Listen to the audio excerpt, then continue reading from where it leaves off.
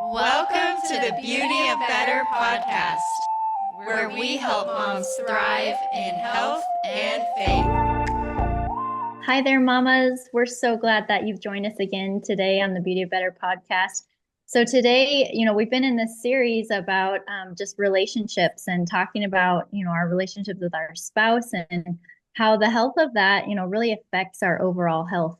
And so today, as we kind of wrap up this series for this month, we're going to just be talking about that transition into the new year, with the school year starting here and how you can really just kind of connect with your spouse, kind of maybe resetting some family rhythms after a busy summer when a lot of our routines and schedules are kind of really different in the summer. So coming together and making sure that you're on the same page with your spouse, creating those, what are your expectations? Also, how do you share your different responsibilities coming into the school year. And so we're just going to share kind of what we do in our families, and we hope you can get some tips from what we share. So maybe Danielle, do you want to share kind of how you and your husband navigate this transition? Sure, yeah. I feel like this is such an important topic because even though it's the start of the school year, it's a transition. And I feel like anytime there's a transition in marriage, like that's a moment that can either build you or break you, right? Where it's just like you could either fight about it or you could get on the same page about it. And so for me, transitions are really important to be intentional about. For us, our boys have a combination of schools. They're all at three different schools, and one is even homeschooled. And so I feel like we're kind of all over the place with schedules. So that's already hard for this transition season. And then, we're all working moms and our husbands work too. So add that to the mix. But I really feel like one of the important things for us is to just plan early. And I think that's hard if you're not a natural planner, right? If like planning isn't your language, maybe it's like creating a reminder in your calendar a month in advance or something. So I've already started school shopping. Like I finished that a week ago because I knew August was going to be crazy. But we've just had intentional conversations. Again, I feel like I say this in all the episodes, but like just setting aside time to have conversations about what's good for our kids for school this year. Is it homeschool? Is it private school? Is it public school? And where are they going to be and what does that look like? And so I feel like for us, it really comes down to a lot of those conversations of just intentional time together to figure that out. So then we can know what does the calendar look like and then how do we plan our routines and rhythms for that.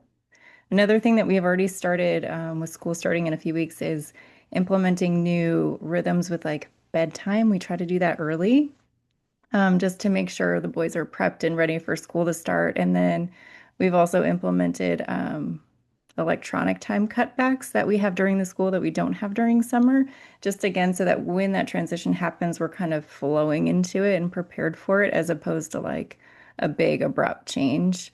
But all of those decisions have come from like Joey and I sitting down at night or on our walks and just like setting aside time to say, we're just going to talk about school right now, or we're just going to make a school decision right now. So yeah, I feel like intentional time. Yeah. So I don't know who wants to go next. Kelsey, you want to go? Yeah, I agree. I think that just kind of carving out time, however you can, to have those discussions is really important. Because our kids are younger, we only have one who's kind of like entering that school arena right now. So we have actually decided that what's best for our family this year is to do homeschool with him.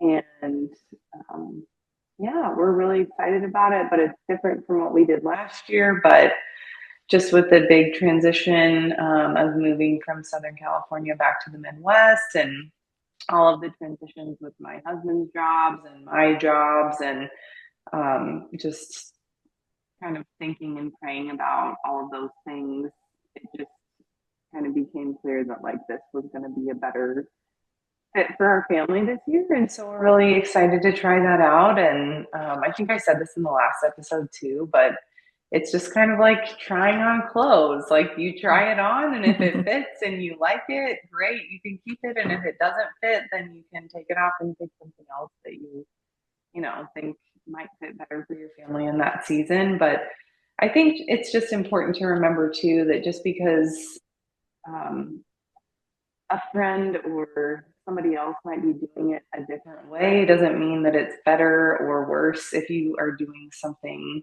that's not the same as them. And I think as moms, and especially just as women in general, we can kind of tend to compare ourselves with others. And I think just kind of guarding our hearts against that and taking the thoughts that we have captive and just really like discussing that with our husbands before we say like, oh, I want to do this or I want to do this, but like what does God really have for our family in this season? And it's okay if other people don't agree with it or understand it. And if you and your spouse are on the same page about it and you feel like that's what God has called you into for this season, then that's really what the most important thing is. So, yeah, I hope that that can be an encouragement as, you know, as you're listening to this and you're trying to juggle all these things as a working mom. But I was thinking too, we would used to talk about like, okay, who's packing, you know, who's going to be packing the lunches, who's, you know, even for me and my husband, like who's taking care of that and our, you know, our oldest son's lunch, like who's handling that stuff, who's taking him there, who's picking him up, and just kind of having those conversations before the schedule gets too crazy. We really rely on our shared calendar quite a bit. So that's just a really, yeah, that's just a really helpful tool, I think.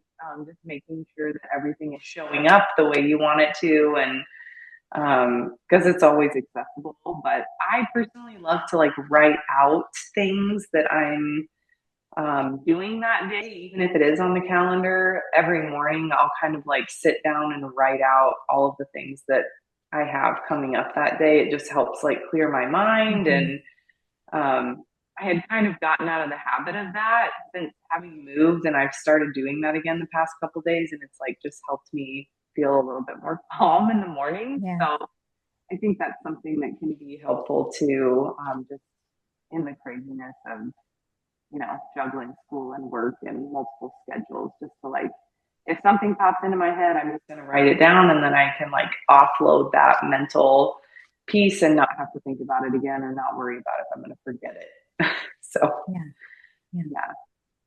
I just want to, go ahead. No, go I ahead. was going to say, I can definitely relate to the needing to write things down. I feel like if it's written down, then like it's more likely to happen than if it's like, oh, I need to remember this, or like I verbally said, it's like I have to like have both and have to have that written down. So definitely relate to that, Kelsey. But what were you going to say? Well, I was just going to share a little thought on, because, you know, I know that all of us have a similar just belief that, you know, we listen to the Lord, and that is kind of year by year. And as you said, Kelsey, it's like we try something on, like as a couple, we discuss it, talk about it, like what works for this kid, what works for that kid.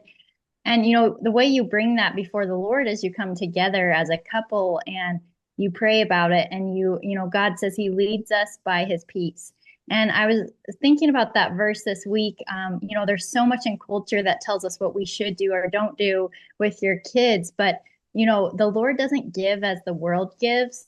So you may have temporary peace if you follow a cultural norm that doesn't actually fit your family or your kids or God's vision for your life.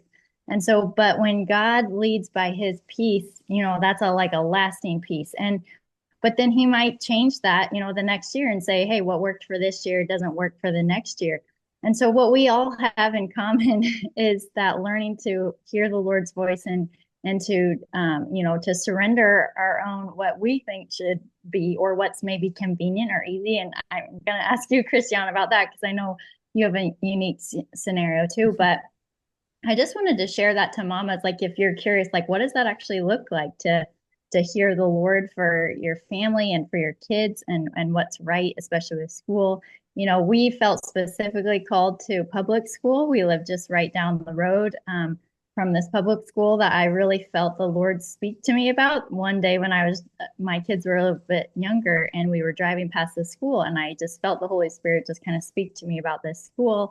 And, you know, us going there and being people of influence there.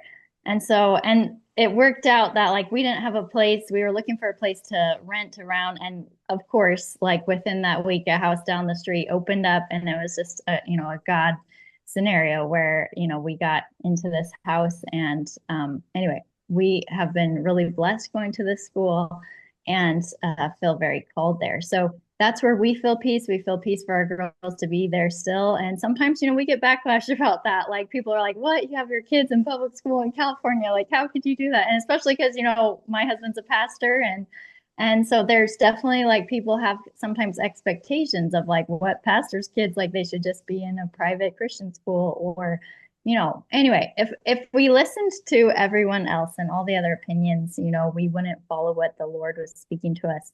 And, once again, like we talked about in previous podcasts, we live for an audience of one. So that's kind of how all of us, as we're sharing, we, navigate, you bring this with your spouse, you come before the Lord, you pray about it, and the Lord will lead you by your peace. So, but Christiana, if you want to share, because I know you have a unique scenario feeling called to homeschool, but yet working outside the home. And so, yeah, I'd love to hear from you. Yeah, I think I would just echo the like we reassess every year, and a lot of times it's just kind of like, God, you're really calling me this? Really? Like you're gonna equip me, you're gonna provide, like this is what you want for our kids. Because I think some of the best things in life, that I've experienced either in marriage or with my kids have been some of the unexpected things we've been called into. And so my kids did start at our local public school, and it was really great for a season of time. But about 5 years ago, we kind of wanted to try something different. COVID gave us an opportunity. We were all home, and I'm like, I know how to educate, but I kind of educate older kids. So let me just try this on my kids. And they were young, and I just felt like, we had that built relationship. I'm like, they could watch a video on someone reading, or I could read to them. Like, so like, let's just try this on for size. And I felt that freedom to flounder and fail. If it didn't work, like we could easily change it. But my kids actually fell in love with it, which I was surprised by, but also really blessed by. So our kids are in kind of a combination of programs with like charter and co-op and a couple other things. And so it takes some very strategic calendar management. And my older two have grown fond of Google Calendar. So now we don't just have my husband and I on it, but the older two are like, oh, I'm going to put this event on there. And then when is my dentist appointment? And so that's helping. We're trying to centralize that. That's my goal in the next week. I have idea of a system to centralize that a little bit more. But so they are in person 2 to 3 days a week, and then they're home the other days of the week. But my older ones tend to be a little more independent as they're in junior high now, or middle school, I guess you could call it, 6th and 8th grader. The younger ones, some of the tasks they can still do on their own. And so we have like a set Excel grid of we're doing these pages this day, provided through the programs that they're in. So it does make it manageable, and we kind of have tried and adjusted over time. And I'm sure I was talking to a different family who is just jumping into homeschool probably about a week ago, and they're like, oh yeah, we're just trying it out. And I'm like, give yourself 6 to 8 weeks. Like you're going to have to figure out what subject does your kid really struggle with, and they need you sitting next to them and helping with, and what can you just say, yeah, go sit outside in the grass and go read your book. You're great at reading, but maybe math is something that you need more encouragement with. So I feel like, I could go a lot deeper into the nuts and bolts of that. But it was interesting as we were praying about that switch. It was actually my husband who had it on his heart first. He's like, you know what? Why don't we try homeschooling? And I'm like, really? Those are the two things that were like, God, you'd never call us to that. But, and as we prayed about it, we felt that calling. So we're honestly reassessing each year. Everyone's like, oh, what are you going to do next year? And what are you going to do for this? I'm like, I don't know.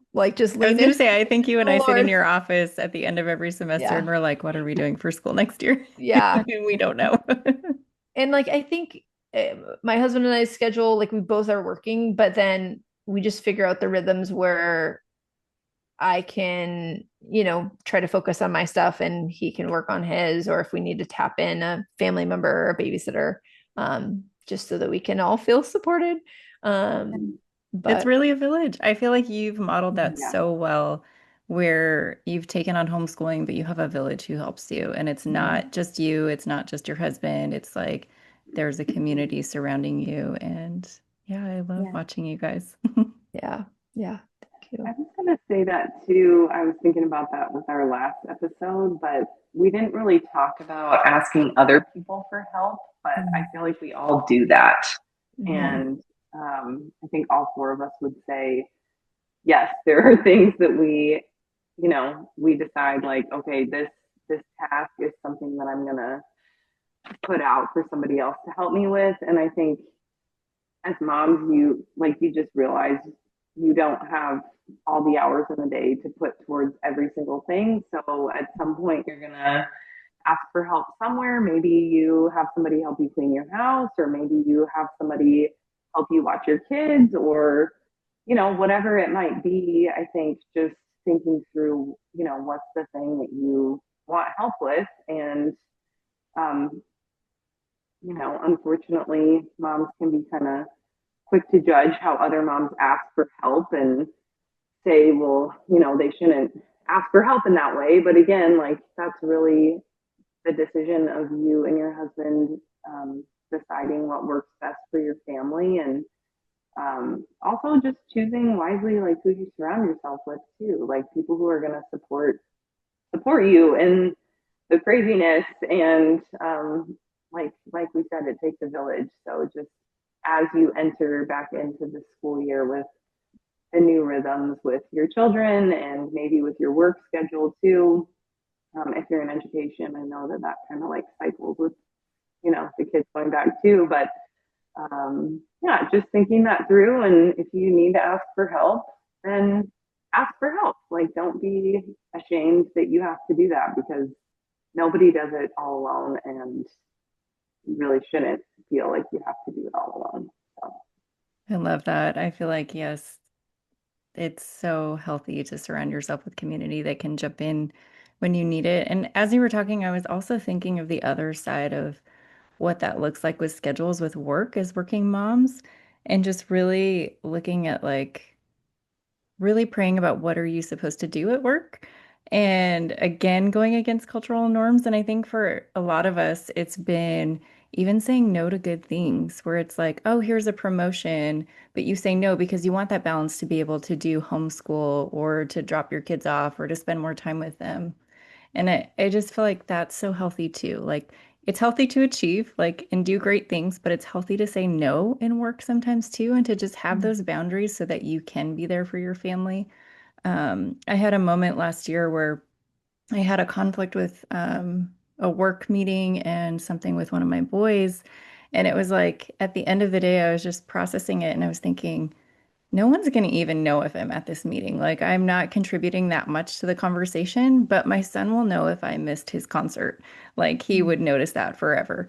And so it was just saying no to something that I was expected to be at, because at the end of the day, my son is more important.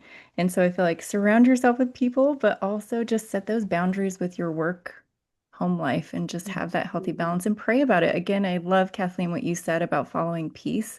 I feel like that's what I always try to do is like, which path is going to bring peace? Like, which path do I feel like this is where I'm supposed to go, as opposed to like fighting something or trying to make something work or trying to do all the things at once. And it's like, no, where is there peace in this situation? Even if it looks different from everybody else, like that's Yeah. okay. Yeah. I love that. Did anybody else have any other tips they wanted to share? I think just like going back to some stuff that we've said in the previous episodes, I'm just thinking of the episode that I highlighted with grace and transitions. So like getting in the groove of a school year, like even if your kids have been at that school for 5, 10 years, like it's a new grade, it's a new teacher, it could be a new classroom environment. Um, yeah, different, friendships shift. And so even though like we I like things that are predictable and plannable and that I Yes. can count on. And so, but we almost have to just plan for it there to be challenges and disruptions. And like for us to have grace for ourselves and for our children as they're kind of trying to get their feet under them and adjusted. And I think part of that, kind of going back to what Danielle was saying, is creating that buffer. So like creating the no space where, maybe that first 2 weeks of getting back in school, like actual routines, not the pre-routines, like they're just exhausted and attitudes are challenging, like simplifying dinner, right? Or like making sure there's more time for connection as a family. Like you kind of know your kids and personalities and what family needs to help like ease in the transitions. So I think just like praying and processing, like, hey, what can I like cut back on as we're all transitioning, and which of my kids are gonna maybe need a little more support, who like need a lot more grace in transition, that transition is hard for them and they could admit that change is hard for them. Because it's one thing to like say it for ourselves, but also making sure that like we can have that buffer and space so that we can still model that patience to our children when it might not feel as easy as we're tired and there's a lot of new going on. I love that tip so much. I think we shared some just really great stuff this evening, and I just hope you were blessed, mamas, as you tuned into this. And I'm really excited. We're going to be sharing some like back to school nutrition tips coming up, kind of an area I'm passionate about. And so I hope you can tune in again as we share some of that. And yeah, we just bless you and taking those those steps of becoming better. Bless you, mama. Thanks so much for listening to the Beauty of Better podcast. If you liked today's episode, don't forget to subscribe. Connect with our community and check out other resources on our website at beautyofbetter.com. We hope this podcast helped you take the next small step to find the beauty in becoming better.